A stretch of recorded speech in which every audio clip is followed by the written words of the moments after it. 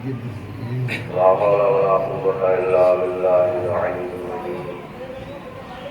والله نعم الوكيل ونعم المولى ونعم النصير. أعوذ بالله من الشيطان الرجيم. بسم الله الرحمن الرحيم. الحمد لله رب العالمين، والصلاة والسلام والتحية والإكرام على رسول محبوب رب العالمين حبيب إله العالمين سيد الأنبياء والمرسلين خاتم رحمة للعالمين سيدنا ونبينا وشفينا بالقاء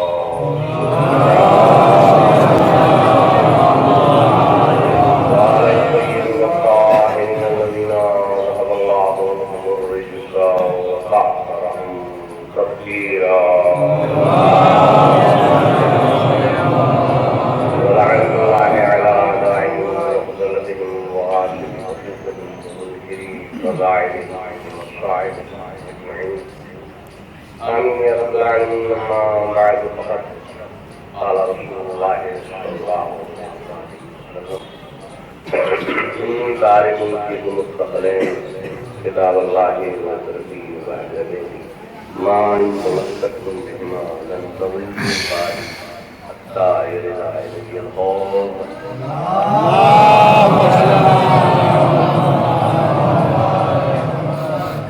مصطفى اعظم رحمۃ للعالمین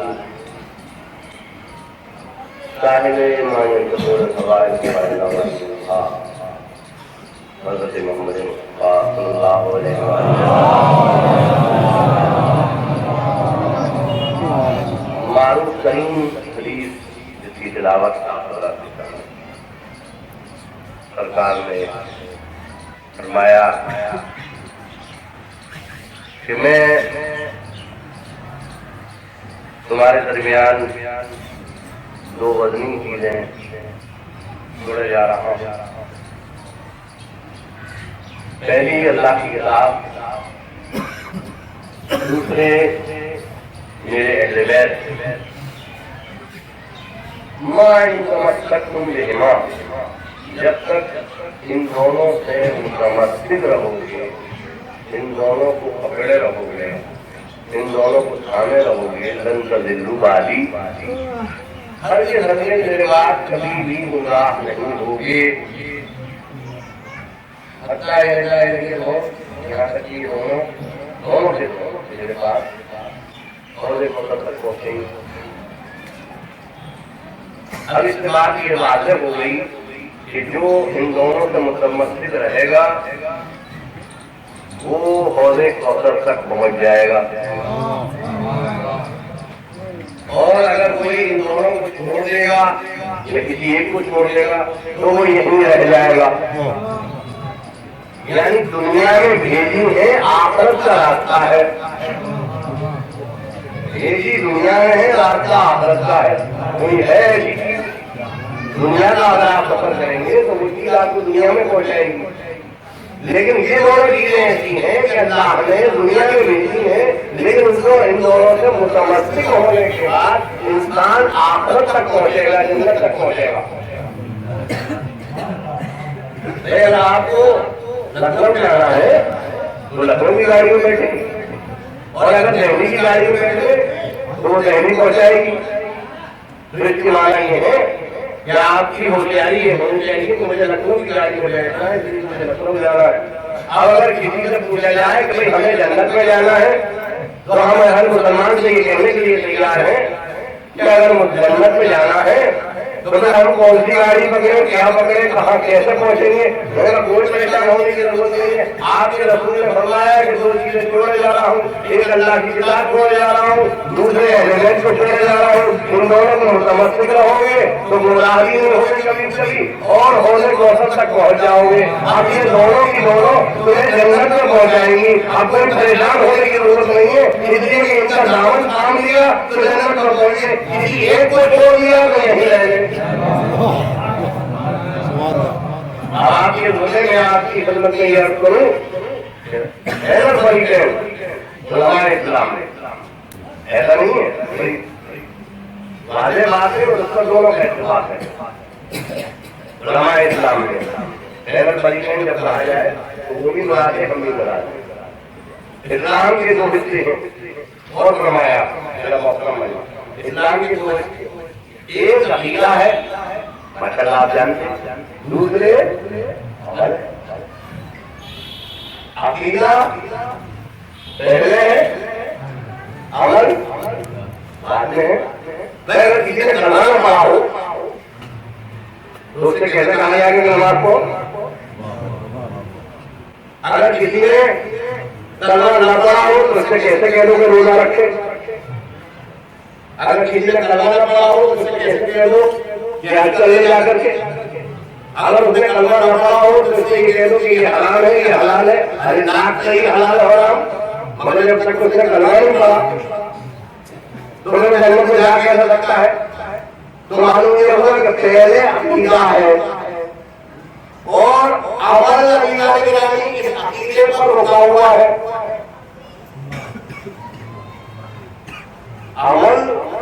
عمل کو عقیدے سے نہیں ملا کیا جا سکتا اور عقیدے کو عمل سے نہیں ملا کیا جا سکتا، دونوں ضروری ہے۔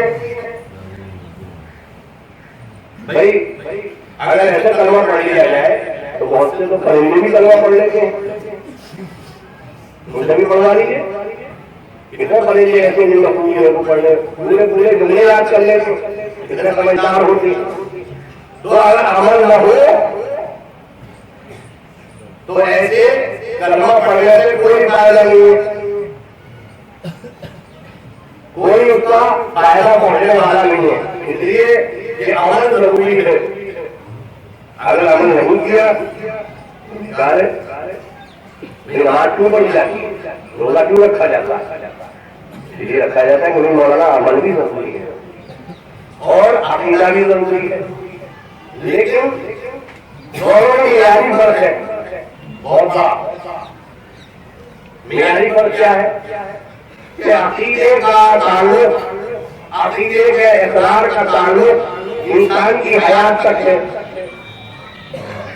انسان کی زندگی تک ہے۔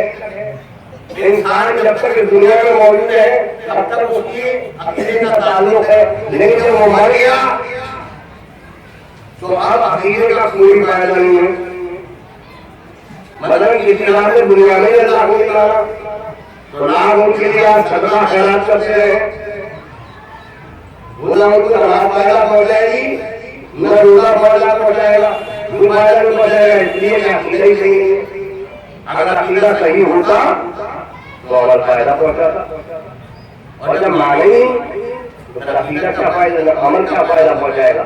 تو عمل میں اور عقیدے میں فرق ہے کہ عمل کا تعلق انسان کی حیات سے اور عقیدے کا تعلق بعد میں ہے۔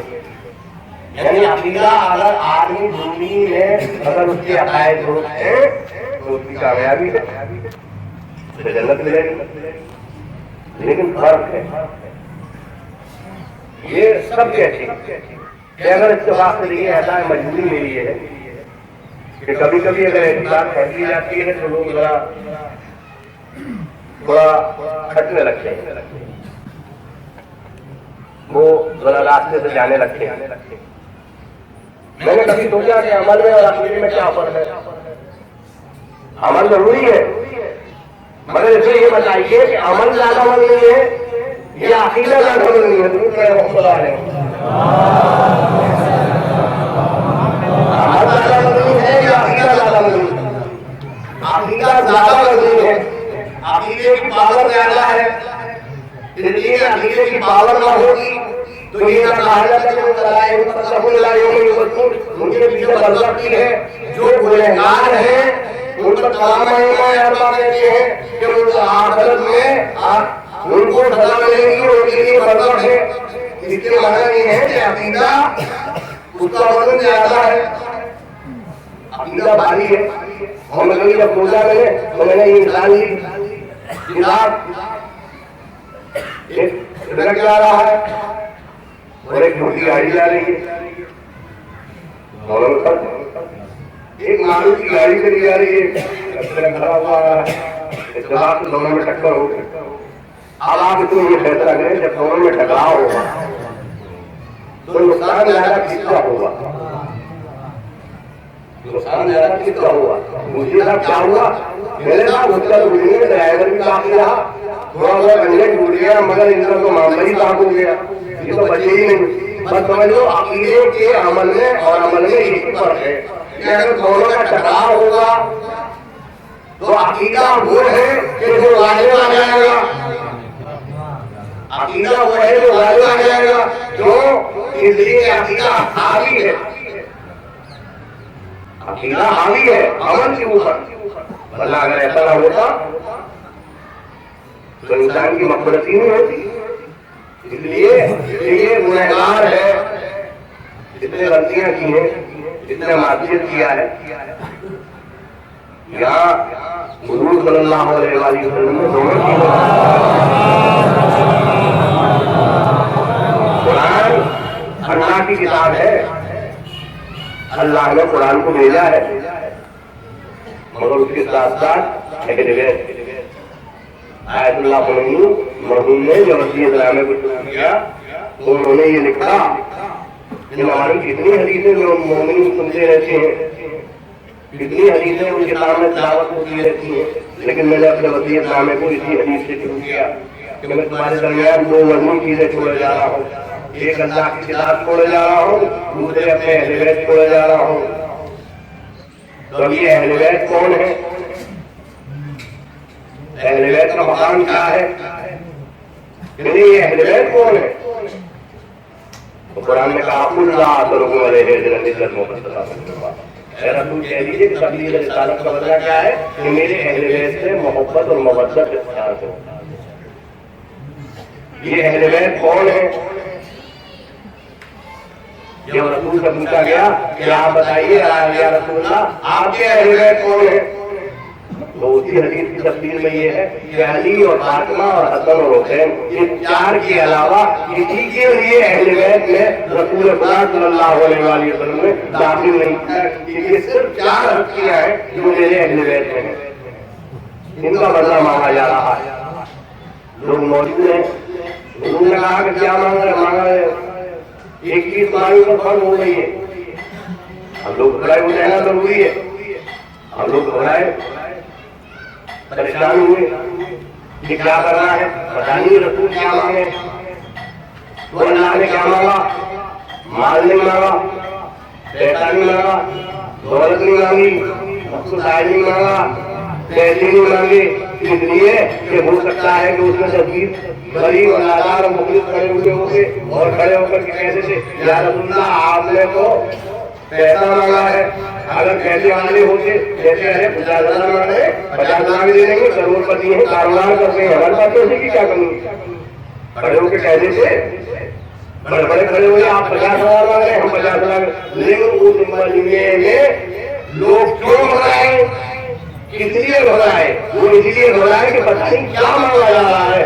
عزیزوں ارے کتنی بڑی قسم غریبی ہے کہ نہ مال مانگا، نہ دولت مانگی، نہ پیسہ مانگا، نہ سونا مانگا، نہ زیورات مانگے، اگر مانگا نہ ہے تو صرف اہل بیت کی محبت مانگی۔ اے رسول کہہ دیجیے کہ تبلیغ رسالت کا بدلہ نہ پیسہ ہے، نہ مال ہے، نہ دولت ہے، بلکہ میرے اہل بیت کی محبت ہے۔ اگر اس کو لے کر کے آ رہے ہو تو تم نے اہل رسالت ادا کیا ہے، اور اگر اس کو لے کر کے نہیں آ رہے ہو تو لاکھ نماز پڑھتے رہو، روزے رکھتے رہو، حج کرتے رہو، زکات نکالتے رہو، خانے کعبہ کے چکر لگاتے رہو، حلال اعتکاف کرو، حلال حج کرو، جب تک کربلا نہیں جاؤ گے مغفرت نہیں ہوگی۔ دور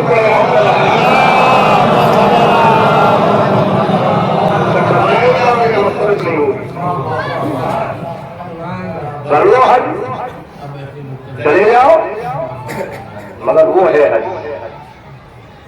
اور کتنا بڑا ولی ہے اللہ نے گرامی زیارت امام حسین علیہ السلام، صرف اگر فرض ادا ہو جائے تو سید مرتضیٰ شیخ مقیم شیخ نصوصی متضافرے رسول خدا صلی اللہ علیہ وسلم۔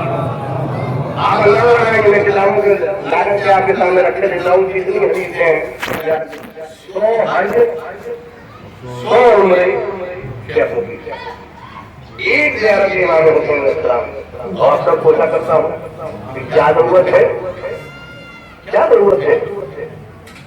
یہ راجہ حج یہ ہے بالکل کلیئر، تو حج اور تو عمرے کے برابر جتنی زندگی ہے، زندگی میں ایک حج کرے گا، یہ تو کرے گا، وہ کرے گا، یہ کرے گا، لیکن خدا گواہ ہے کتنی عمر ہوگی ایک شخص کی، ضرور کرے گا خدا ہے ایک شخص ہوگی 100 سال 115 سال دن میں بلوغ کے بعد تو عمر ظاہر ہوتا ہے، اگر 15 برس کے بعد ہی کرنا شروع کیا تو 115 سال ہو گئے، 115 سال، یعنی اگر ہر سال حج کرے گا، ہر مہینے عمرہ کرے گا تو ایک حج برابر ہو گیا 100 سال کے۔ ارے زندگی بھر کعبے میں جاتے رہو، کعبے کی زیارت کرتے رہو، حج بیت اللہ کرتے رہو، مگر رسول آبادی اگر ایک زیارت میں حسین کی کر لو گے تو 100 حج اور عمرے کے برابر ہے۔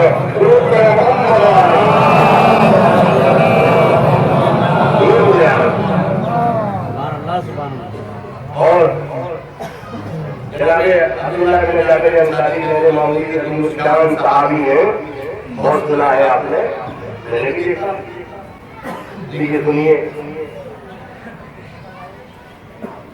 اور سنائے۔ جناب عبداللہ بن جابر انصاری امام حسین السلام، یہ حضرت امام علیہ السلام، چلے جابر میرا ایک جانشین اس کی سرزمین پر دفن ہوگا، جس کا نام علی ہوگا، رضا نصب ہوگا، جو اس کی زیارت کو جائے گا اللہ میرے 70 حجوں کا ثواب کرتا ہے۔